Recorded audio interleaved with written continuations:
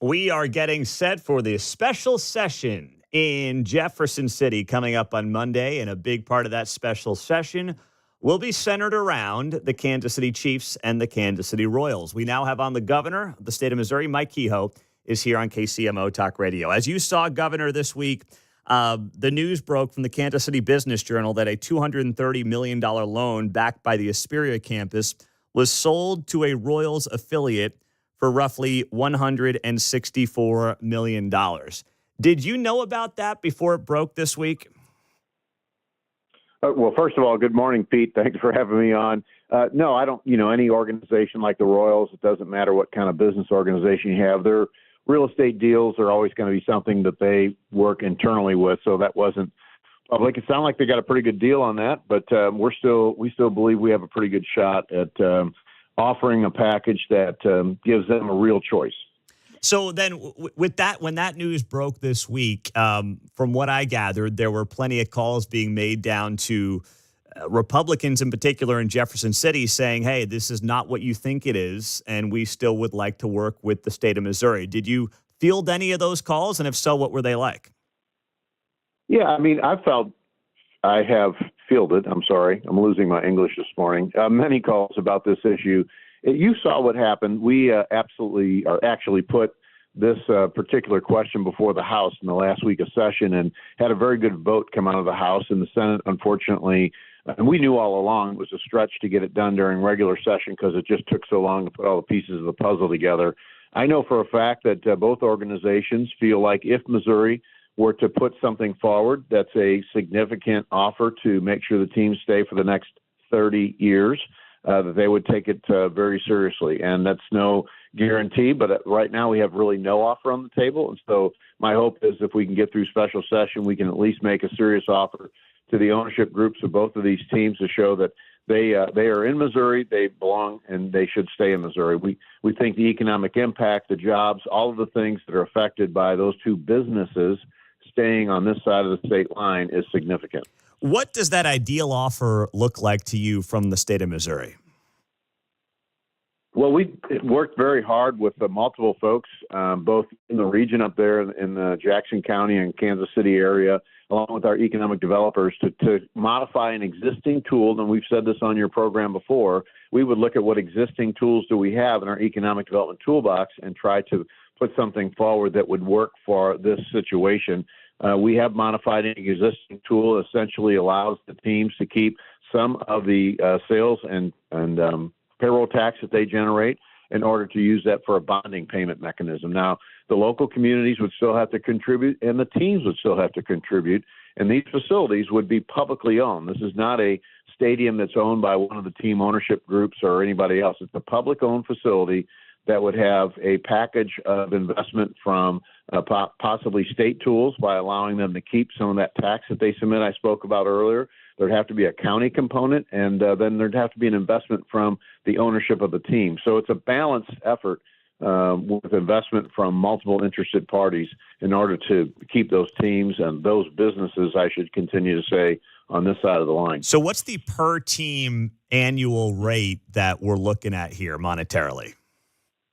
Well, some of that is, caught up in what we work with the teams on and on some of the disclosure rates. But basically, it allows them to keep a portion of their tax that would be equal to, it's different for either team. And our offers are not, they're agnostic as to where they might locate, as long as they're in Missouri, I should say.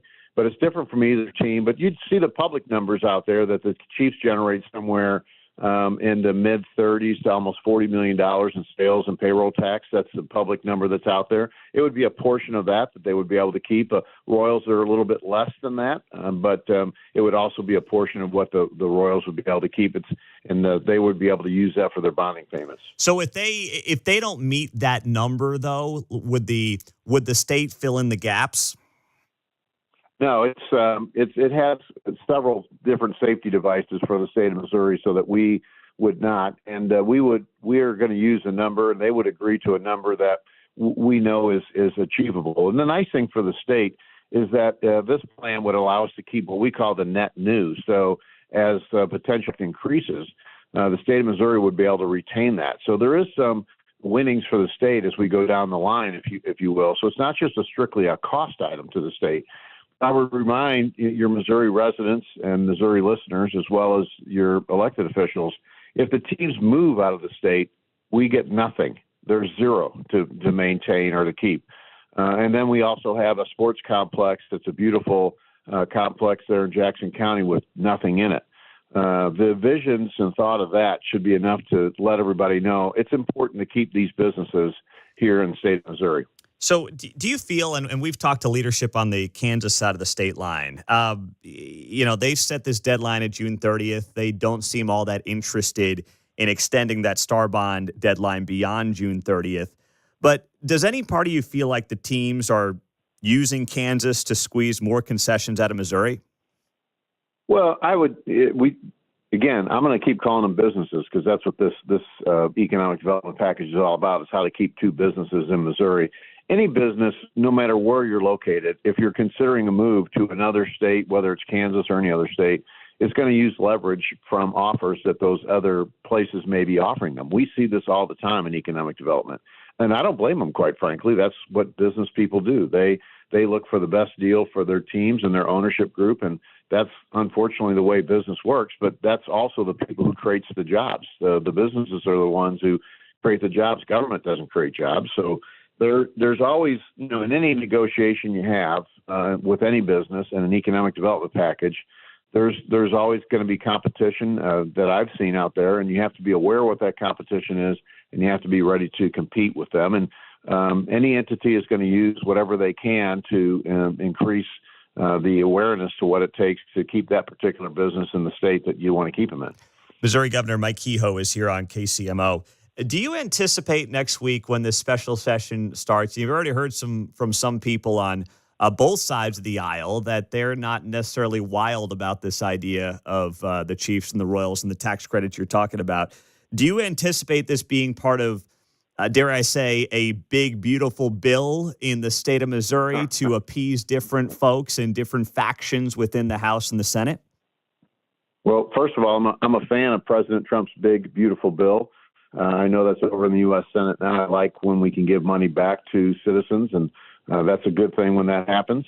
Nothing's ever easy in that building. I've been a member of the legislature, and so I understand there's always a lot of different pressure points. There's a lot of different positions. There's, it's a complicated process. And so I don't trust that anything's easy. I do like the fact that Speaker Patterson did a great job and along with Floor Leader Alex Riley in leading this initiative through with Chris Brown as representative from the north part of the district there in Kansas City to a pretty strong vote, as I mentioned earlier, in the House. So that does give us at least a glimpse of there's some room for acceptance and people understand the economic impact and the importance of this situation. But like I say, nothing's ever easy in that building. And so we'll see what we can get worked out.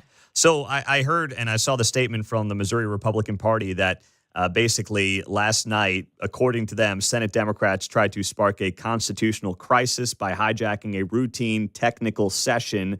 From what I understand, and this is above my pay grade, Democrats did a quorum call during a technical session. So now everybody's got to show up to Jeff City today, as I understand it.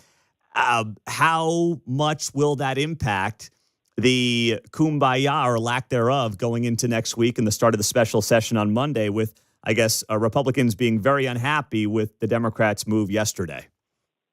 Yeah, it's the first time I've ever seen that. And since I've been around the building, I think most people would probably tell you that, as you mentioned, that's a largely ceremonial process, but I've never seen it stop before.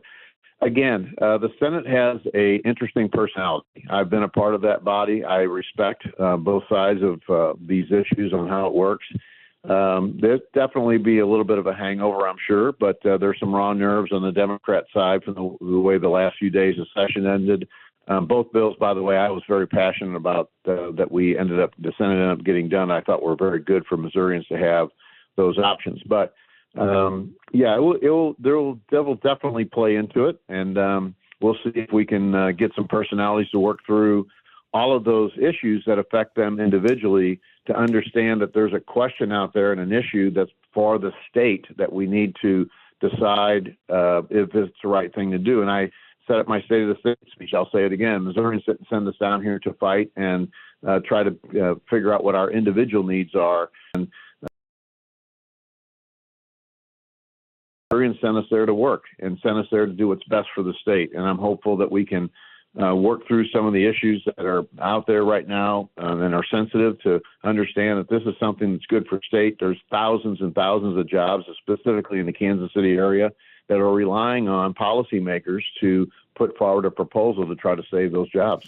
Governor Kehoe, we had on Mayor Lucas yesterday, and I would say he's not alone in feeling frustration with the process here, and now the state's being asked to put something forward when still a lot of people feel like there's no transparent plan here, especially by the Royals in this process. I want to play for you something that Mayor Lucas said, and then just get your reaction to it. Say this with love to the Royals. I think it's great. 81 nights a year is something we love in Kansas City now. I think it'd be great in the Crown Center, Washington Square Park region, or elsewhere downtown. Be beautiful. Be exceptional. That's why we're putting money forward. But it is time for a plan, and it's time for that next phase, not this sort of ongoing conversation. And maybe that plan is it'll be Overland Park. I hope they talk to the people. They talk about the zoning issues. They talk about traffic. But anyone, anywhere in this area deserves that now. How frustrated are you by the fact that you are being asked to, get back to work and have this special session, and you called it, but I don't know anybody who knows anything about any kind of a plan by especially the Kansas City Royals? Well, as I mentioned, they're trying to figure out what the best situation is for their team and their ownership group. Our offer is only requires them to be in the state of Missouri. And so at least they have that tool. They'll understand if we can get it through session, they'll understand what that is. And whatever Missouri site they're looking at that works best for them and their team and their fans, quite frankly, we're hopeful that they'll be able to use the tool that we offer them to stay in Missouri. And so I appreciate Mayor Lucas's support of this particular initiative. We need to make sure we have all hands on deck to try to keep that business on this side of the state line. Well, Governor, it is going to be a fascinating week next week. We'll be watching. We always appreciate your time. And as always, we would love to have you back on again soon. Thank you so much. You bet, Pete. Thanks for having me on. I appreciate all you do. All right, you bet. That is Mike Kehoe, the governor of Missouri, on KCMO Talk Radio, 95.7 FM, always streaming on the KCMO Talk Radio app, 913-408-7957. The text line has some interesting feedback after that conversation with the governor. I'll give you my biggest takeaway from what I just heard, plus you on 95.7 FM, 913-408-7957.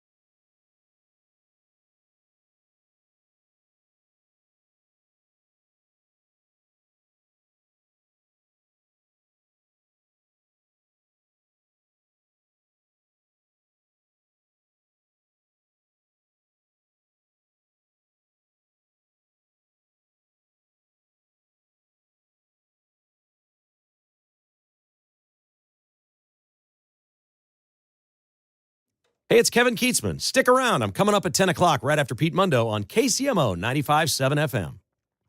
Mark, rolling back with the Bieber, what do you mean? We're all trying to figure out what Mike Kehoe was going for. No, I'm kidding. He was great as always. But he was very much the statesman and very much the politician who was not going to get as emotional as Mayor Lucas was yesterday on this show. That was very evident. And that's what he's got to be. Let's be honest. That's what he's got to be right now. The text line, 913-408-7957. I'm reading some of your texts and reactions to that conversation with Mike Kehoe, and I got this here. Pete, the governor doesn't sound like a confident guy. I hear a bit of panic in his voice. See, I didn't. I'm not saying you're wrong, but I didn't hear that panic.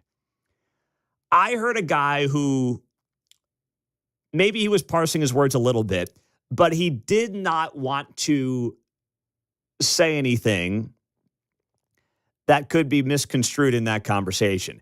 He's got to be the peacemaker right now. That's Mike Kehoe's job. Remember, he called the special session. This special session is only happening on Monday because the governor called it. He's got a lot of political equity and capital on the line coming up on Monday. When you're the governor and you walk in there and you've got your first term, this is in your first term, your first year or two, that's your chance to make some of the biggest changes, because after that, people just get sick of you. You know, I mean, it doesn't matter what your political party is, whatever. People are sick of you. You have some political capital and equity your first year or two, and then it's over. And then you're just trying to keep the thing going. Do what you can after that. So he's got to figure out how he doesn't end up in large part with some egg on his face here. If it blows up next week, it will be, let's be honest, really bad for the governor of Missouri. It will have been worse than had they just not called a special session at all. If they just didn't get to it over the last couple of weeks, couldn't figure out the Chiefs and Royals funding, got through the House, didn't get through the Senate, and it's like, sorry, we'll try again next year. That would have been bad enough, right, in the eyes of the Chiefs and the Royals. But now, if you go ahead, you call a special session, and you don't get it done, that will look even worse. And that is more likely to drive the teams to Kansas than had they not called the special session and just not done anything here for the next few months. And that's a risk that he's taking.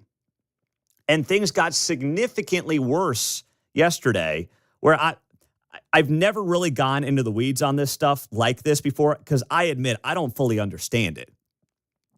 But I saw the statement from the Missouri Senate Republicans, and they said that today the Senate Democrats tried to force a constitutional crisis by blocking President Pro Tem's Cindy O'Loughlin from signing bills passed during session.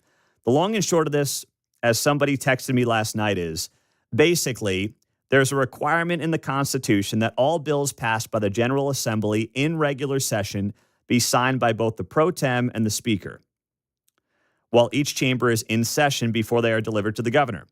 Because many bills pass in the final hours of session, each chamber does a technical session where the Pro Tem and the Speaker are the only people in the chamber, and they sign the bills. No one objects. It's all technical nonsense. No bills get debated. Well, yesterday, 2 Democrats hid out in the Capitol. And when the Senate Pro Tem, when Cindy O'Loughlin went to sign the bills, they objected to there not being a quorum. Of course, there were no Republicans there yesterday. This is the first time in the 200-plus year history of the Senate that the minority party has tried a trick like this. So now all the Republicans have to go down today just to establish a quorum to get these bills signed. So this is a horrible way to start off this special session. Now, I don't know where these Democrats were hiding out, like bushes. I don't know if they were in a bathroom, in a stall for the last couple of days. I don't know where they showed up from or what happened here. But the point is not about left versus right. The point is simply the governor's got to get people together starting on Monday. St. Louis doesn't love this idea. Democrats don't love this idea because they're mad at Republicans.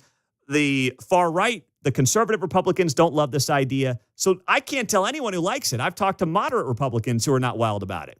So this is all on Mike Kehoe to bring people together and get it. Coming up after the news, the stay-at-home son is becoming a thing. We'll explain next.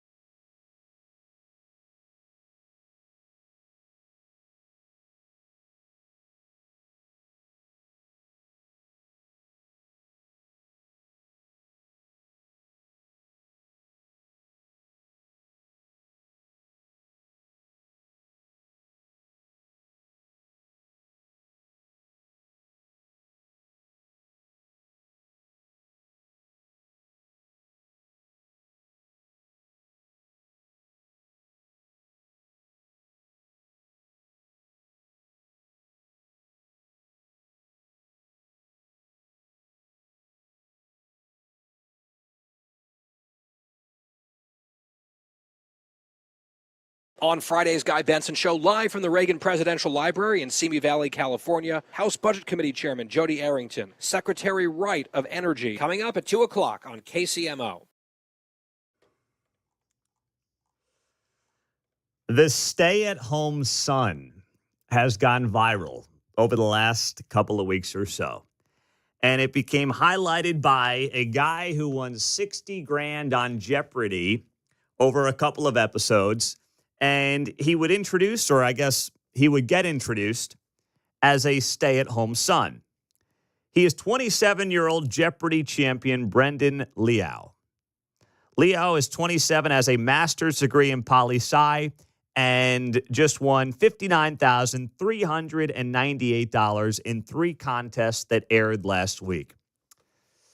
You guys Jeopardy fans or not so much? I used to be. When I was living on the East Coast, it was right after, I'd typically eat dinner. But now here it's like 3:30, whatever it is. So I don't, and it's just a bad time for me. And I'm not going to DVR it. I got too much going on. Yeah, I haven't watched it for a while. Okay. What about you? Back in the day. You a Jeopardy guy, John? I've watched it, but it doesn't hold my attention. They jump around on the board, and they've been going through the host thing, and so nope. Not a Jeopardy guy. Not All so right, much. so we are 0 for 3 on Jeopardy here on this show. I'm with you guys as well. But the conversation that's been written about here in the Wall Street Journal and other places is about the phrase stay-at-home son. Now, that was added to the Urban Dictionary back in 2007 as an insult to be hurled at an unmotivated, lazy man-child. But lately, members of Gen Z who have brought up phrases like quiet quitting and lazy girl jobs have embraced the phrase stay-at-home son. And this guy, this Jeopardy winner, is leaning into it. Now, here are some numbers for you. The unemployment rate is currently 4.2%. But right now, 8.2% of 20 to 24-year-olds are jobless.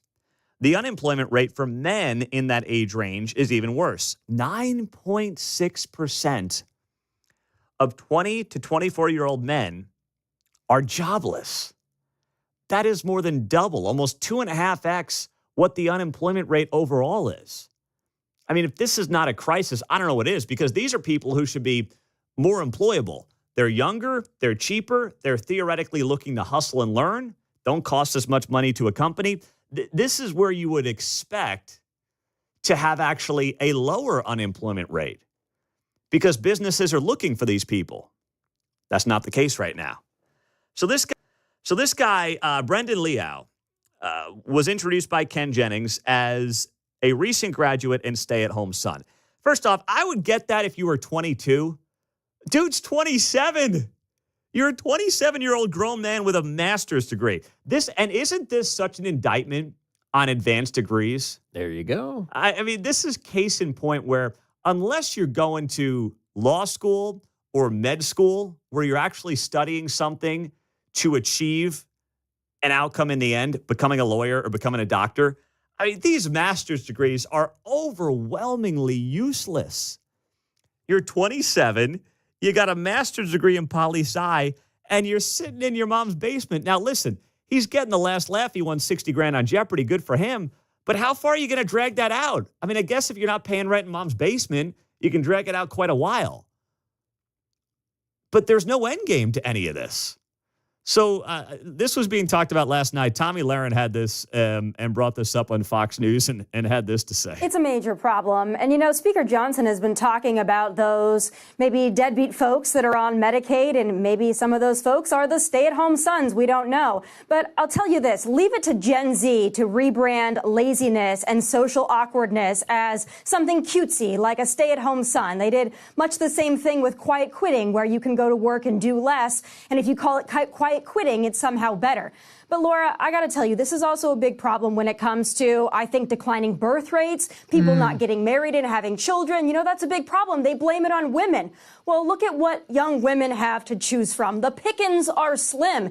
Yes, we might have a feminism problem in America, but it's the feminization of men. There are a lot of young women out there that want to get married. They want to have kids. They want to have stable families. But there are a lot of young men out there who want to live in mama's basement and order DoorDash. And therein lies a big part of the problem. Now, that was great from Tommy Lahren. Now, I disagree with her on one thing. She's a millennial. I'm a millennial, and she's trashing Gen Z. Gen Z, there's actually a lot of evidence that Gen Z is more traditional, is embracing their faith more than millennials ever did. And that is actually a change that we are seeing with the Gen Zers. So I don't want to make it like, I'm the millennial, I'm going to beat up on the next generation just like every generation seems to do.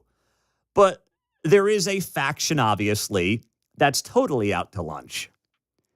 And embracing this stay-at-home son mentality is an absolute loser mentality. And yes, she's right, it's also a beta mentality. Now, this is not the problem. Like, there are a lot of issues right now when it comes to younger people delaying things like marriage, delaying things like home ownership, having kids, and there are major societal ramifications of that. One of the other big things that gets overlooked here is Jeopardy guy. It's actually the opposite problem for him. But you have a lot more women than men who are going to college. So now you've got this perceived gap of more white collar, air quotes, I'm using them here because, let's be honest, a lot of these degrees are worthless. White collar women who will not date what they perceive to be blue collar men. Guys who may have gone to trade schools using their hands, even though those guys are probably making more money in their blue collar gigs than the supposed white collar people are. There is still a demographic and a sociological difference that is driving men and women apart. And that's why their politics are so different too, especially on the younger end of the demographic. That's what we're living through and what we're seeing play out in real time right now. So the Wall Street Journal did a Q&A with this guy from Jeopardy, and they say, what do you hope other stay-at-home sons take away from your success on Jeopardy? I mean, oh gosh, please. What do you hope stay-at-home sons take away from this? Hopefully they don't take away that I'm just going to start watching Jeopardy and then I can stay at home forever too and win 60 grand over a couple of shows. I hope that's not their takeaway. So here's what he said. He said, quote, it can get a little dark at times when you're just like, what am I doing? I'm just here at home. I would tell people to keep the faith, hang in there, and maybe study for Jeopardy. No, that's the wrong answer. He's a nut job. That's the wrong answer. The answer is, don't do what I'm doing. Get out there. Get to work. I've got a new outlook on life. I'm going to use this money to, maybe buy myself a place, put down a down payment, go start applying for gigs. I mean, no, the answer is, it's tough out there, man. Hang in there. Maybe study for Jeopardy. No, John, please don't do that. Don't take his advice. Well, he won 60G there. I'd be checking his student loan debt before I'd be handing over a check on that one. So. Yeah. Can we send Tom Homan and the ICE folks to his house just to check on his student loans or something like that? Can we pull them aside for a few minutes? Fabulous prizes waiting off stage. Here's Elon to tell you all about it. Oh, that's great. That's absolutely fantastic. So then they ask him here in this Wall Street Journal piece, what's next, law school? He said, I don't know what, and I hope it's not law school. The guy's got a master's. What are you going to be in school forever? I've got some people I know like that in my life. And once again, they weren't studying to be anything like a doctor or a lawyer. They just keep getting degrees and kind of delaying the real world. Anyway, he says here, I don't know what's going to happen with all this Jeopardy stuff and newfound publicity. If something better comes along, I'm not opposed to shelving law school for a bit. In the long run, perfect. I mean, him and Bernie Sanders, right? Never get a real job. Just get into politics. He could take this free Harvard course. Yeah, exactly. Citizen American politics, yeah. He could join you, Mark, and become, I don't want to call you a Harvard grad, but a Harvard certificate owner. Is that a fair phrase to use? Yeah, that's good. He's alum now, right? Let's no. Drop out. Let's not give him a big ego there, John. He's got a Harvard certificate he took at 12 a.m. when he couldn't sleep because his kids were keeping him up. Let's not get carried away here. And he's wearing a KU hat this morning. So where's your Harvard pride there, young Harvard man? of the Midwest. KU right here. Oh, stop. You're pissing off Mizzou and K-Staters all over the place. He goes on to say, I may work in government or politics. I wrote my master's thesis on the House of Representatives, and I really want to work on the Hill. Working in the Senate as a staffer would be my dream job, basically. So go get it, bro. Go get it. I'm telling you, they are begging people to work on the Hill. They pay them nothing. They pay these kids In Washington, D.C., like 25, 30 grand, which is the equivalent of making like 15 grand in Kansas City. They're all living like 10 people in a shoebox apartment, but you're doing it because you love it. You want to get to know people. It's a who you know kind of town, and you hope eventually your career takes off, whether it's in government or lobbying or whatever it might be, policy work. Go get it, bro. You got 60 grand in the bank. That's the message to this young guy. And that's got to be the takeaway, not highlighting the idea of stay-at-home sons in the Wall Street Journal. Like, I want the best for this kid. But, man, he's not making Jeopardy look good here either. Like, the reason I don't watch a lot of Jeopardy is because I feel like an idiot when I watch it. I'm just not good at it. I don't perceive myself to be a dumb person. I'm not a rocket scientist, but I'm not an idiot. But I watch Jeopardy, and I'm like, I don't know. I'm like, why am I doing this to myself? You need to watch the celebrity version. And that's where you can gain some confidence. Or the kids version. I'm good at that one. I don't know about that myself on that one. Not the kids, but definitely celebrity. When I was at the Dayton Moore thing last night, the fundraiser, there was this young guy. And once again, these are all mentees in the CU and the Major Leagues Foundation. And they're, a lot of bright kids. Some of them come from tougher backgrounds. But this one kid, he's like studying to be a rocket scientist. And he starts telling me all this. And I'm like, dude, that's awesome. I'm thrilled for you. But I have no idea what you're talking about. He's like, okay, all right. But he was so smart, he just assumed I knew what he was talking about. But I had no clue what he was talking about. I threw some photos up from the event last night on my Instagram stories at Pete Mundo. You can see it there. Coming up, buy, sell, or hold as we roll till 9 o'clock. And then Micheal Mahoney will be in studio for a feature Friday coming up next on KCMO. We also have our Cody Johnson tickets. Let's give those away.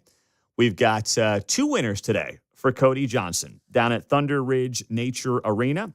We'll take the 7th and 8th caller to 913-408-7957. 913-408-7957. We'll go see Cody Johnson at Thunder Ridge Nature Arena on Saturday, August 23rd. Get in now. 2 winners today on KCMO Talk Radio. Well, if you are getting ready for a graduation party this weekend, you want to go big?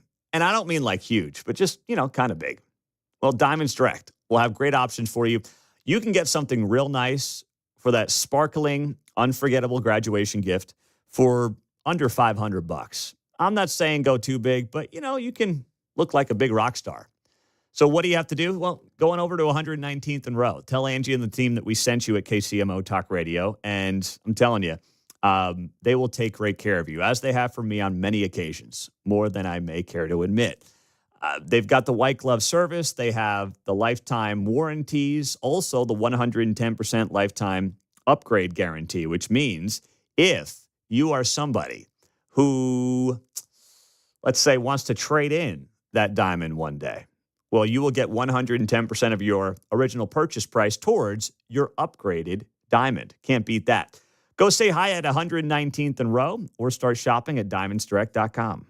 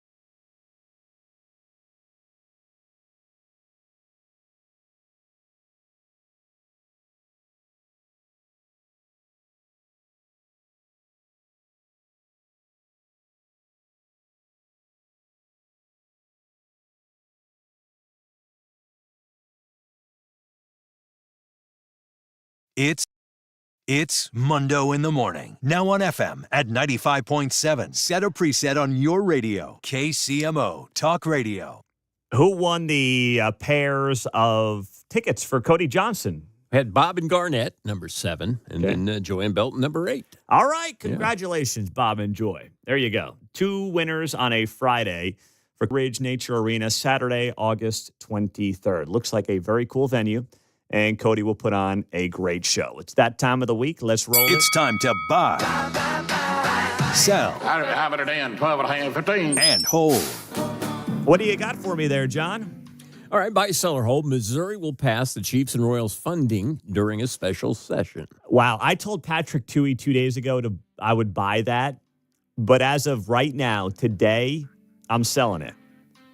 It's not because I don't have faith in leadership, but man, this thing is a total mess right now. The Missouri Freedom Caucus, the conservative members of the Missouri General Assembly and Senate, put out a statement saying no bailouts for billionaires, as they called it. That's what they dubbed it, their words. But they then went on to say they wouldn't support a standalone package for the Chiefs and the Royals. Basically, they want theirs in a larger, broader package. You have Democrats who are not on board with this. St. Louis Business Journal had a piece yesterday saying that folks in St. Louis are not happy about this. So it seems like there are more people who are against this idea than who are in favor of it. Even the people I know in Jeff City who will vote for this are not happy with how this is playing out, but they won't publicly say it right now. There is nobody outwardly supporting this and championing this outside of Governor Mike Kehoe. So this will be his biggest test by far when it comes to his leadership and his ability to try to corral members, especially of his Senate, to vote yes on this bill. He needs a simple majority. That's all he needs. The question is, will it be a standalone Royals Chiefs bill, or will it be part of, dare I say, a big, beautiful bill in Missouri that includes tornado relief for St. Louis, infrastructure funding, initiative petition reform, and Chiefs and Royals funding? That is what we'll have to watch early next week. But right now, I don't think they're going to get it done, John. Buy, sell, or hold. Jake Tapper's new book about Joe Biden has hurt his CNN ratings. Well, I got to buy that. Did you see these numbers? Holy cow. Old Jake the Snake is getting smoked. So Jake Tapper's CNN show hit their lowest ratings since 2015, despite all the attention he's getting in the wake of his book about Joe Biden's decline and the cover-up. And here's the problem. He may make a lot of money on this book, but it's going to kill him on CNN. Because think about it. Those who voted for Kamala Harris and or have voted for Joe Biden, they don't want to hear about this. Like, they don't want to hear about how their preferred media folks basically lied to them for the last 4 years. They're just kind of sticking their fingers in their ears and going, la, la, la, la, la, la, la, la, la, la. And then people who voted for Trump, like, they'll use the Jake Tapper stuff to be like, told you so. But they're not going to now watch Jake Tapper because of it. They just view him as a charlatan looking to make a buck. Don't need to read the book, lived it. Yes. So there is no constituency that's going to be like, Jake's my guy right now. So I hope he made a lot of money on the book because he's getting hurt on CNN. And this was predictable before any of this came out because this guy's been the most talked about person in media the last 2 weeks, but no one's watching his show. That is awfully telling. Unearned media. Yeah. So, yeah, unearned media. So, I mean, that's a tough spot for old Jake, man. I'll tell you. That's not good. All right. Buy, sell, or hold. Sydney Sweeney selling soap infused with her bathwater. Oh, my gosh. This is beyond creepy. How fast can I sell this? Yeah. Did you see this? Sydney Sweeney, who is I guess you'd call her a model, actress. She's been famous now for probably 5 years, give or take. She is selling her used bathwater in a limited edition soap bar. This is disgusting. I do not want to be friends with somebody who admits to buying Sydney Sweeney's bathwater soap.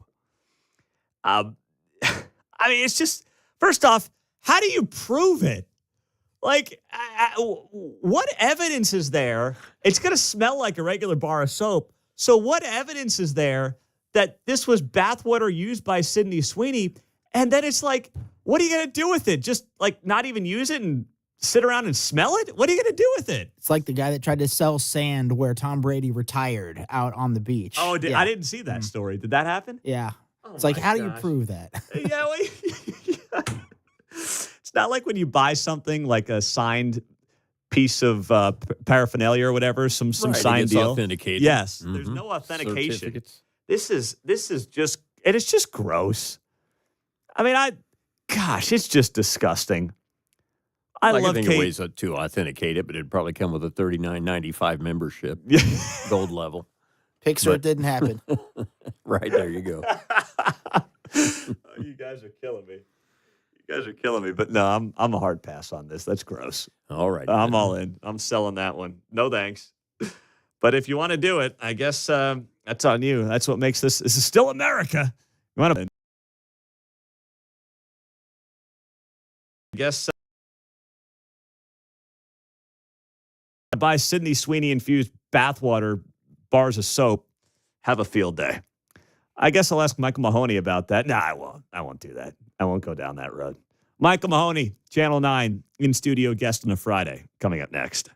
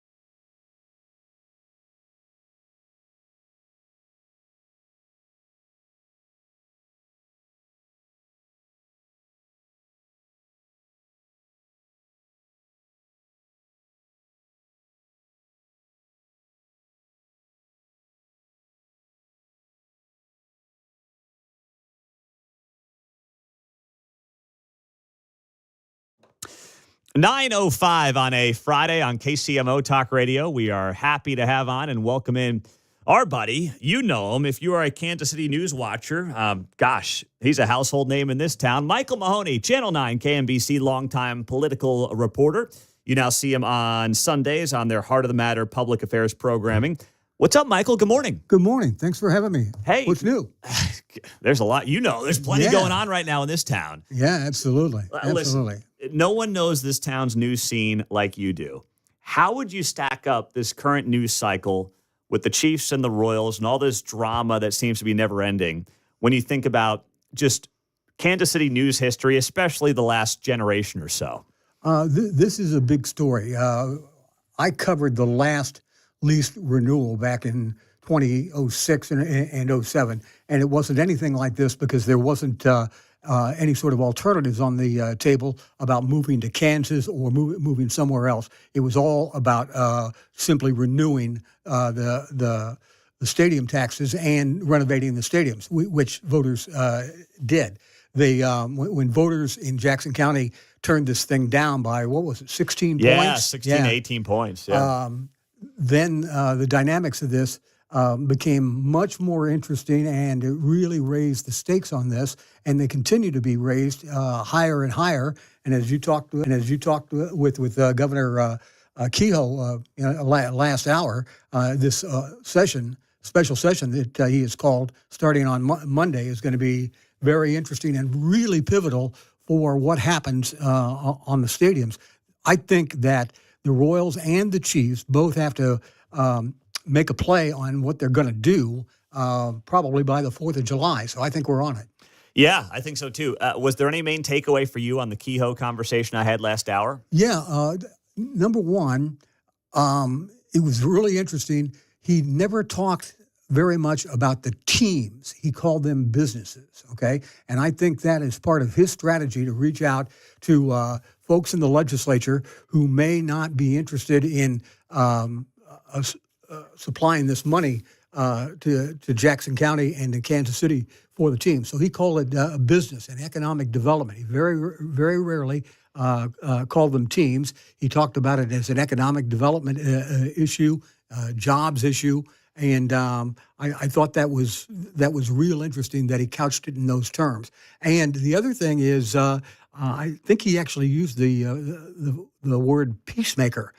He's got some bridges to mend or some fences to mend in this special session. The Democrats are angry about what happened at the end of the session in terms of a big construction bill. The Republicans are unhappy because of what happened yesterday in their quorum session, and there's a lot of bad feelings, hard feelings on this one way or the other. And then the other interesting thing that when the Republican Conservative Caucus in the Senate came out with their statement yesterday, saying that they objected to what had happened in the quorum session Thursday, they also said, hey, we want to see tax relief and we want to see initiative petition for reform also included in this special session. So this is beginning to unwind substantially. And we can talk about this if you want. I think that the first thing that this special session will do is deal with the $25 million for storm damage over in the St. Louis area, because people can get behind that. They'll also probably do the construction bill that the House didn't take up on the final days of the session, and then they'll go to the state. So you don't think this will be in kind of, as I asked Kehoe, one big beautiful bill, to use that terminology? You think it's going to have to be piecemeal? It's got to be one after the other after the other. It can't be all lumped together. Well, it'll be linked in the sense that, okay, I'll vote for you here on say St. Louis storm money if you come over and you support the stadium money. There's going to be some linkage there, and the linkage will also be there, I think, on the construction bill, which is not the big $500 million bill that they had at the end of the session. This is much more targeted. But I think they'll be linked, and they'll do the stuff that they can do first, and do the stuff that may require a little elbow grease second, and then they'll take up the hard issue of the stadiums third. That's what I think. I could be completely wrong on that. Yeah. But that would be an idea to at least get some production out of this special session, because I agree with what you said. If they come away empty-handed on this thing, that's worse for Kehoe than not doing anything at all. And leading up to the special session, he had a pretty successful first term of the legislature. He did. Yeah, you're right. Micheal Mahoney, longtime Channel 9 KMBC reporter here on KCMO, is our feature Friday guest. So it seems like Missouri just always has so much drama in its Senate in particular. Is that historically always been the case, or is this new over the last few years? In the Senate, it's new over the last few years. The Senate traditionally has been a lot more collegial than the House. Down in Jefferson City, the House has had some fearsome fights through the years, and it would be the House that would abruptly bring bills up to address the previous question, so they'd cut off debate and vote on something. That didn't happen too much in the Senate, but over the last few years, the Senate has been really torn apart. There's been conservative Republicans, really conservative Republicans, standard Main Street Republicans, as I call them, and then a handful of Democrats. And Democrats and the Main Street Republicans would find a coalition to get things done. That has broken down. It'll be interesting to see what happens in the special session, because the Democrats are now saying we're going to play hardball, which is what they did yesterday with the quorum calls. And I don't think it's over. I think it's going to bleed into the special session, and will also carry over into next year. So let's go back to 2006 when the stadium tax renewal was up. You said it was not nearly as dramatic as what we're going through right now, where, first off, Kansas is in the mix. Right. You also have, I think, while John Sherman, I don't believe, is a controversial man, he's actually a very, I think, humble, decent man who does not want this level of scrutiny. I don't think he wanted this. I don't think he would have ever signed up for this if he could do it again. But he has become a publicly controversial figure because of how this whole thing has been handled.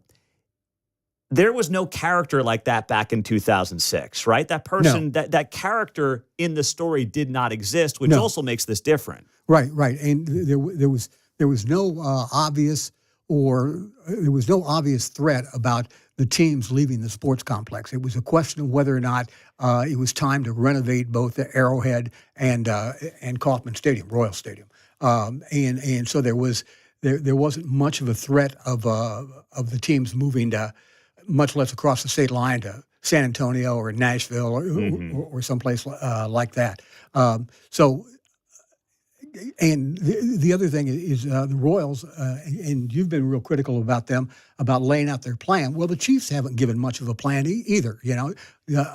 People aren't certain whether or not Arrowhead, which is what they indicated last year, the Royals have said, we don't want to be in Kauffman Stadium, we want to be somewhere else.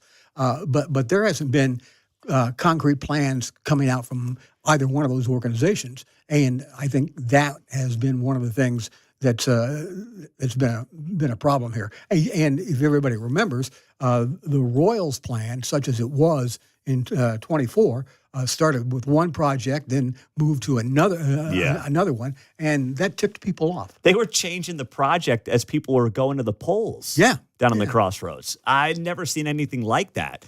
Now, what about, you know what we're going to do? I'm going to come back and ask you about Quinton Lucas. Okay. Does that sound good? Sure. We're going to talk about Quinton Lucas.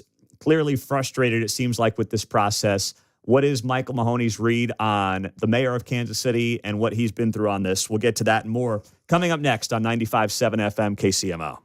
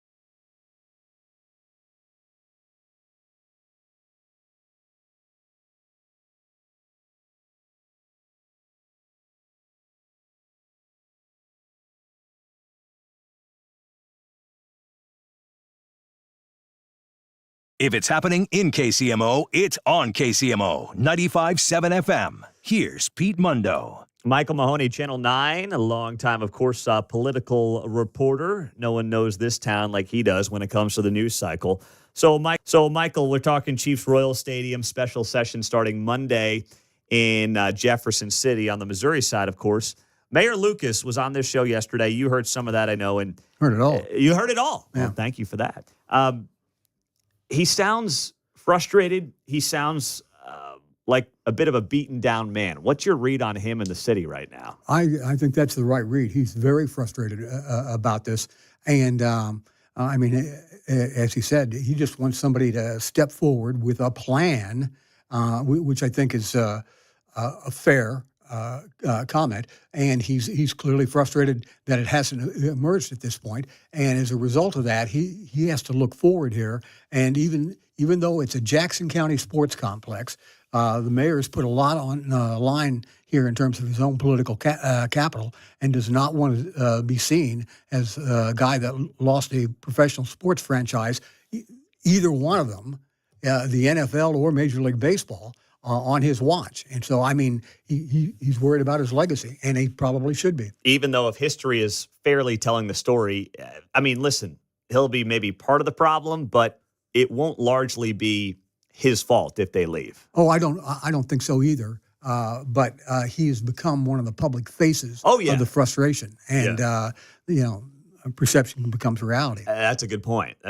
So, just out of curiosity, what do you think his political future is?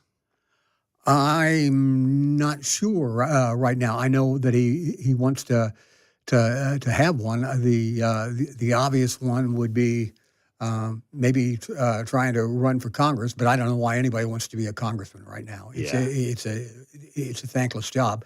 It's an ego play. That's all it is. Well, and it's hard, demeaning work. That's you're gone a lot. Yeah, you're gone a lot. You spend 30, 40, 50, 45% of your time on a phone trying to raise money for your next election. If you're in the House of Representatives, if you're a senator, which I don't think is on his screen right now, it's a little easier. But being a congressman is just not a fun job anymore. You're up for election every other year. The people that are going to stand for election in 2026 are right now in the embryonic stages of launching those campaigns, even though we're just 6 months away, 6 months from an election. I think it's a fun job and can be a cool job for someone like a Mark Alford, where you're looking for that next phase. Your kids are older, But if you've got young kids, like Jake LaTurner left the 2nd District of Kansas, in part because he's got 4 young kids. He's gone most of the week. He's traveling back. It's just, if you've got little kids, and Quentin Lucas does, I don't know why you do that to yourself or your family. Which, also raises the possibility that, maybe he doesn't make a move immediately after his term's over, that he sets out, hangs out his shingle as an attorney. Make more money, too, let's be honest. And make more money, and then, see what the political landscape looks like in 5 or 10 years down the road. I mean, he's 40 years old. He's got a lot of a career left. Yeah, that's a good point. Micheal Mahoney's joining us here on the show. So the Frank White angle of all this, where do you think Frank White factors into the equation for a guy who's supposed to be one of the leaders on this issue? It is, as you noted, the Jackson County Sports Complex. But, I mean, we're both in media. You never see Frank anymore. He's nowhere to be found, man. Not too much. Obviously, I'm not in day-to-day coverage of the courthouse anymore. But White was correct in busting the chops of the Royals and Chiefs. Give us a plan, and then let's make something that's fair to the taxpayers. Now, that was an unpopular stance early on in this thing, but the voters seemed to ratify that when they rejected the sales tax renewal in 2024. White has also got, obviously, problems with the reassessment mess in Jackson County. It looks like there's going to be an effort to recall him. That could be a serious effort on that.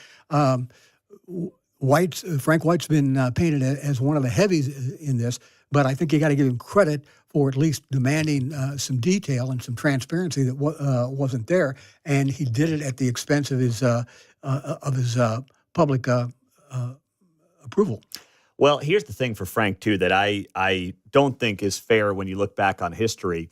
Frank thought that the vote last year was somehow the Jackson County voters supporting him. It had nothing to do with him whatsoever. If actually, I would make the argument that in some ways it was still an indictment on him because people were so ticked off about the property tax issue. Right. But he's like, I was against this and the people had my back. It's like, no. The people didn't like that, and they still don't like you. Both of those things, I think, are true right now in Jackson County. I agree 100% on that, and that's why this recall effort has to be taken seriously. Yeah, you're right about that. So here's the thing, though, and this has been a critique from some Missouri Republican legislators I've talked to. They're upset they're going back there when, one, there's no plan, and two, there's no evidence that Jackson County is going to do anything right now. So they feel like they're putting the cart before the horse. They want to be the last piece of this puzzle.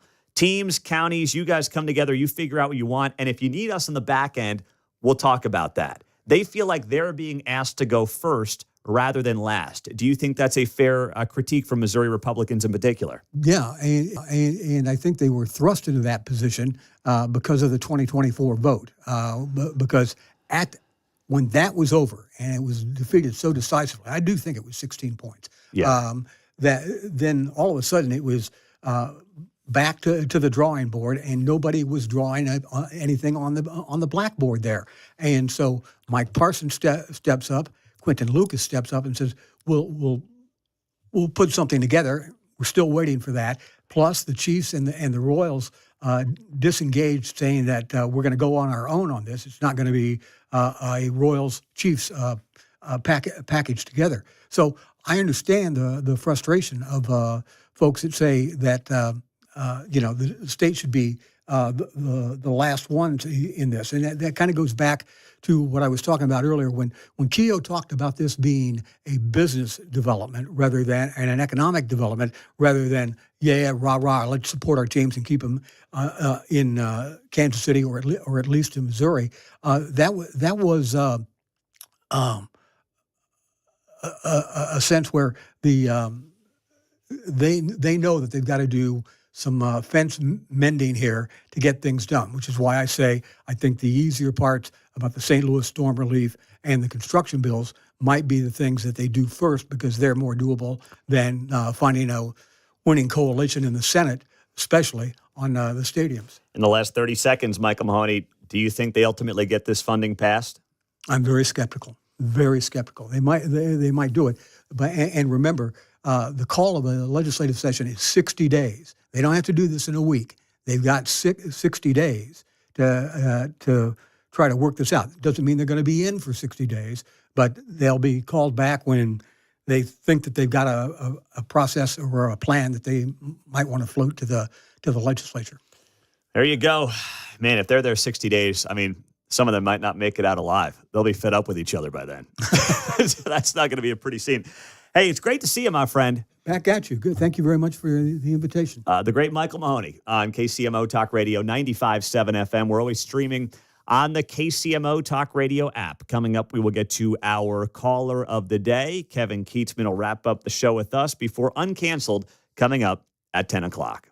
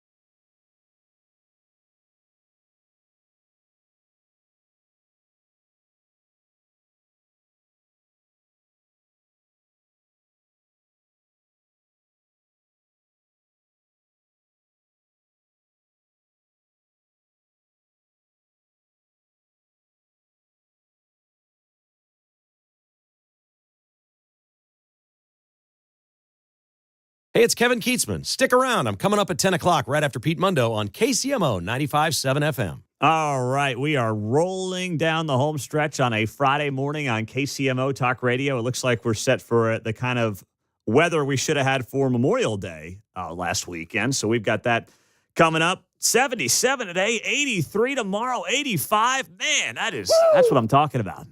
That's some nice summer weather there. Not getting to the 90s yet. We don't want any part of that. I don't want to skip from like rainy, dreary spring right into 90, 95 summer. That's been happening too many times in a row here, it seems like, John. I'm not a fan of it, man, at all. Spring's usually March 20th through the 23rd, I think, sometimes around here now. Right? But that could also be our third snowstorm of the season as well, right around the Big 12 tournament. You know? I was mentioning with Jake yesterday, it's like we pay for this in October, though. It's been nice and cool early. It'll be nice and hot when it should be cool. Yeah, you're right about that. So obviously all the attention this morning has been on this continuing saga with the Chiefs and the Royals. And listen, I get it. Some of you on the text line, I'm reading this saying, I'm so sick of it. I'm over the story. I know you are. I understand why you feel that way. But we're not beating a dead horse on this because there's a new layer and a new angle to the story every single day, especially last week and this week. So it's not like we're rehashing stuff from 2 weeks ago. I mean, that is part of how we got to where we are today. But there are new developments on this front every single day, and it will define the region for a generation to come. I mean, it's corny and it's cliche. I get it, what I'm about to say, but it is like living through history. Kind of like last year with the 2024 election. Trump shot, Biden out, crazy debates. That was living through history. This is, for Kansas City right now, living through history. That's what we're doing. And let's get to our caller of the day. It's the Mundo in the Morning Caller of the Day on KCMO Talk Radio, now on FM at 95.7. Let's go to Steven. He is on KCMO. Hey, Steven, good morning. Oh, Pete, I got my popcorn for this one. Let Mizzou be Mizzou, baby. Woo! Let it roll. Let it all hang out, man. This is why Parsons wanted nothing to do. This is exactly why Parsons punted this thing. The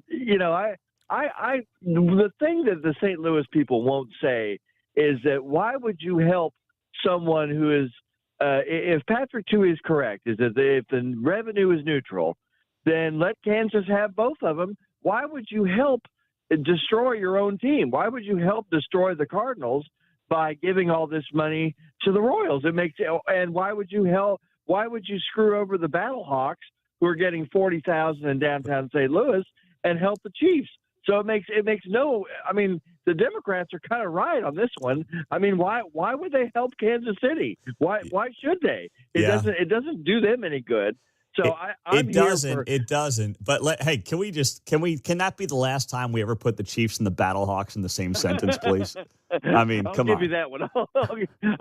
I'll give you that one. But listen, if all these budget hawks are so against the stadium, the star bonds and everything else, then let's have a test. Let's have Kansas operate both of these things, and they'll probably turn a profit because it's a special case. Normally I'm not crazy about this stuff, but the Chiefs are unbeatable. I mean, with Mahomes in there, we're going to make a ton of money off this. And it looks like the Royals are on the upswing, but I don't think St. Louis, I call them the St. Louis legislature, I don't think they have any duty to do this. And I think if Patrick Tui says that, he's right. They don't have any duty to bail out these guys. Mm-hmm. Thank you. These billionaires. There's two angles to that call that I think are worth touching on here. One is the fact that there's going to be a lot of things brought up in the special session next week that will be more beneficial to Democrat districts than Republican districts. Storm relief in St. Louis, Democrat district. The $500 million in infrastructures that they want to do that got through the Senate, didn't get through the House. A lot of that will help blue districts. A big part of that money is for cancer research in Columbia. That is represented by Democrats. Stadium funding, Kansas City, represented by Democrats. So Democrats are playing hardball like they did yesterday, where basically they jumped out of the bushes and tried to call a quorum on very technical, legislative, end of session type stuff. And now all the Republicans have to go down to Jeff City today, which they're all pissed off about. So Democrats are appearing to play hardball. But when push comes to shove next week, their constituents have a lot more potentially to lose in storm relief, in infrastructure funding, and in stadium bills than Republican districts do. And that's why, if there's a reason this thing may get done, it may be because Democrats are throwing a fit right now like toddlers, but they realize, hang on a second, there's a lot for us to gain here, John. Well, yeah, we've only got the World Cup coming here, but the XFL Championship is in St. Louis, so they need money for that coming up here in a week or two. Well, that's true as well. Yeah, so they better not forget that part. Don't, please. And then you have the Missouri Freedom Caucus, which, just like the Democrats, are talking a big game right now. They put out the statement. They're I think there are people who are very conservative who are not in the Missouri Freedom Caucus for various reasons, but whatever, call them the conservative group in the Missouri Senate in particular. They put out the statement yesterday, Missouri Freedom Caucus ready and willing to work with governor on tax relief for all Missourians, hard no on billionaire bailout. But they're not a hard no if you read the statement. They write here, if Governor Kehoe and legislative leaders insist on using taxpayers' hard-earned dollars for a $500 million handout to billionaire sports team owners in a standalone bill, the Missouri Freedom Caucus will vote against such a proposal. Here's the key. They said it's in a standalone bill. If the stadium funding is part of a broader bill, I think they would vote for it if they get what they want. Some kind of tax relief. They also want this initiative petition reform, which has been a thorn in the side of Missouri Republicans for years. I am just shocked every session they can't get this done. This is basically what allows a lot of outside liberal groups to fund initiative petitions in Missouri and get things on the ballot like abortion and sick paid leave and minimum wage increases. They do that all through a very easy initiative petition process in Missouri. They get it on the ballot, and then they fund it to the tune of millions of dollars to get it to pass, right? That's what always happens. It's happened a lot the last few years. And Republicans just can't get legislation done to try to make that process more difficult. So what I'm reading here in the statement is not that they are against potentially funding for the Chiefs and the Royals. They're against it as a standalone bill. But they might be for it if they get their way on some other stuff.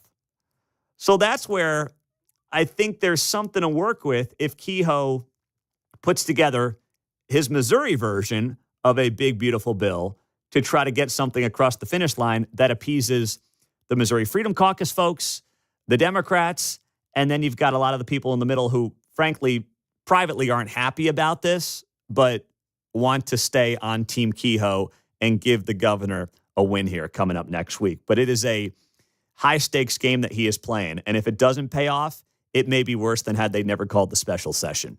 Kevin Keatsman will wrap up the week with us, Uncanceled, taking over at 10 o'clock on 95.7 FM, KCMO.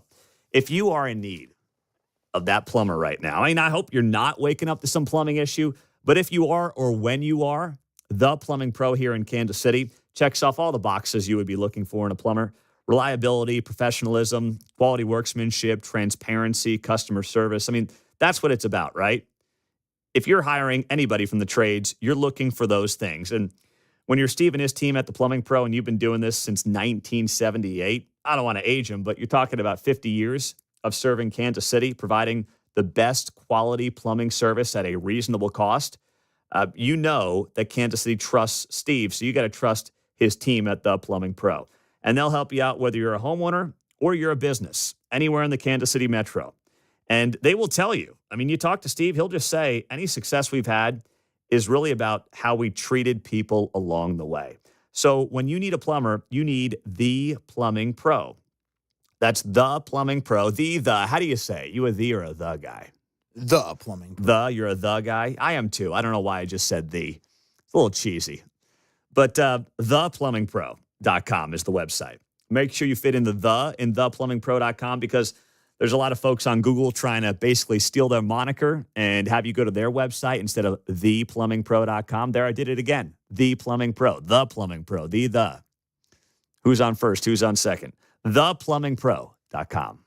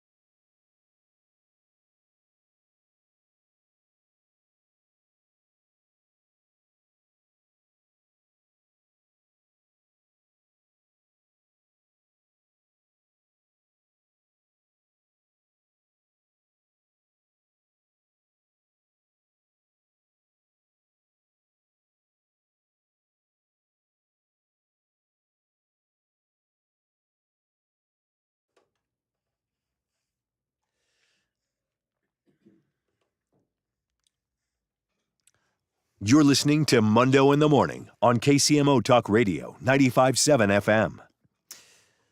You know, I always love our Feature Friday. I try to bring in somebody, whether it's related to the news cycle, Kansas City-related media personalities. I love hearing the old war stories from the Kansas City media personalities. And we didn't do a lot of that today with Micheal Mahoney from Channel 9 because there's so much going on with the Chiefs and the Royals news.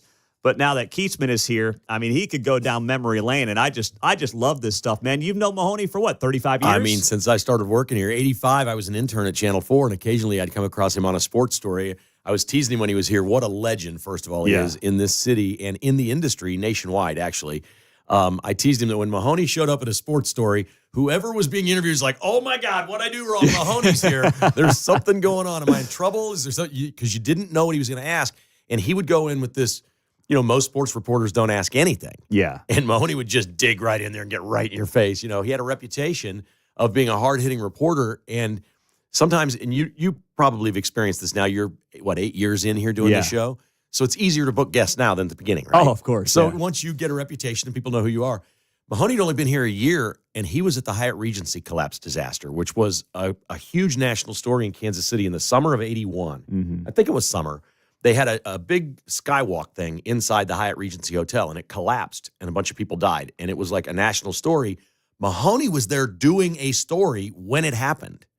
And, I mean, everybody was watching Channel 9 because of that. He was on Nightline every night. He was doing updates. I mean, he became instantly very, very famous. That he'd only been here about a year. I'm in high school, you know. I'm just a high school kid. Mahoney just became legendary and famous and won lots of awards. Once that happened and we really learned what he was like as a reporter, man, everybody was like, okay, Mahoney. I mean, he was everywhere. The first time I saw him do his thing in person was the 2018 Senate race when Josh Hawley was in that primary with Austin Peterson and Tony Minetti and some other guys. And he got right up in Hawley's grill. And Hawley was the front runner and the expected winner. But you're right. He didn't care who you were. He was going to get in your face, ask you your questions. And, you know, one of the many things I like about him is I don't really know what his politics are. Right. I have no idea. I agreed. I mean, some days I guess he's one way. Some days I guess he's kind of slightly the other way. Like, I don't think he's ideological on either end dramatically. But I don't really know what he is. No, and the comp, I guess, is maybe Dave Helling. You know, I worked with Dave for a long time, and I knew he was a Democrat. I wouldn't have called him a liberal back then. I knew he was a Democrat, but you never knew it when he covered stories. And these guys, their generation of reporters treated everybody the same. It's what's totally lacking in politics in this country today. You know, this Jake Tapper thing's just, I mean, what an absolute fraud that guy is. I mean, seriously, it's so bad. It is bad. But here's the other part of it, too, now. Like, for reporters today, they all want to get to the point where they're hosting their own shows. And frankly, you're very unlikely to get there just being a straight news reporter today. Right. You got to have an opinion. You got to stand out, have an angle. And you're not going to do it just playing both sides the same. You can't get ahead anymore doing that. Yeah, where it's really bad is like the White House press corps. Yeah. You really see it. It's got to be 90% Democrats in that room. Mm-hmm. And they act that way. When Biden was president, they didn't ask anything. And now it's Trump. They're making up acronyms like TACO, trying to say, chicken out. Trump always chickens out. They're always coming up with these things. You can see their bias in the way they report, but Mahoney was never like that. Think about like Jim Acosta, Caitlin Collins. Yeah. They became big stars because of how they grilled Trump during 1.0, but they never gave Obama that flack, certainly not Joe that flack. So it only cut one way. And, I'll defend like Peter Doocy, who clearly is a conservative reporter. But if you go back and look at the things that he asked in the White House press corps during the Biden administration, they were all spot on. Yeah. He was the only one asking, but he was asking, is this president competent? Mm-hmm. Well, what are we learning now? No, he wasn't. People were auto pen signing things for him. So it was fair. It was obviously coming from a different angle, but Peter Doocy was fair. He wasn't in there with gotcha questions. And here's the other part. If you had the rest of media doing their job, Doocy would not have perceived to be as the only guy willing to ask those questions, right? That's right. Now, I did hear about Mahoney almost lighting his pants on fire. Yeah, that's a great What story. happened? Well, we used to have a Christmas party at Channel 4, and we'd save the reel. You record everything. And over the course of a year, there's a lot of outtakes. And it would always be played at the Christmas party. And everybody was subjected to this. It was going to be funny no matter what, because all these outtakes are great.